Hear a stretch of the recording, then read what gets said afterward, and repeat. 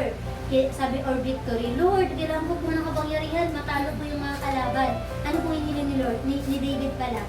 Kay Lord, presence po.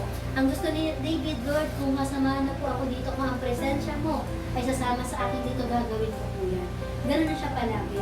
Because if you love God, you stop treating Him like a vending machine.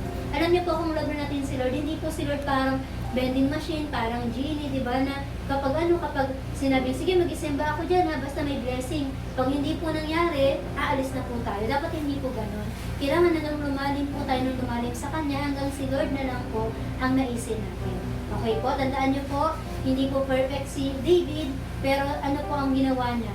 Lumapit lang po yan sa Diyos. At alam niyo po, minsan, hindi naman po alam maging perfect. Kung nga pwede ka pumunta ng church na malungkot ka ba?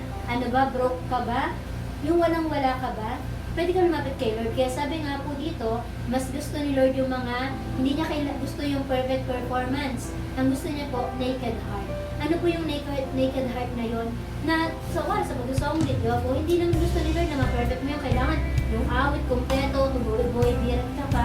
Ang gusto niya, puso mo, na gustong magpuri sa Kanya. Pag sabi naked heart, di ba ito po yung bagay na Lord, nahihiya po talaga ako kasi marami po akong mali.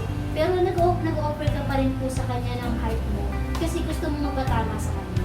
Ganun po yung gusto ng Panginoon sa amin. Katulad ni David, bakit siya lumapit? Hindi dahil perfect siya. Kundi sabi niya, Lord, I need you. Lord, I want you.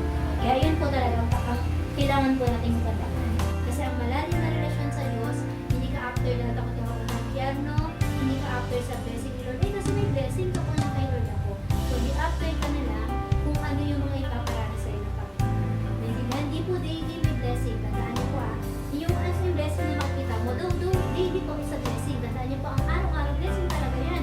Kasi akalain mo ba naman mabuhay ka sa araw na to? Samantalang yung iba, natapos na ang buhay sa araw na to. Di ba? It's a blessing.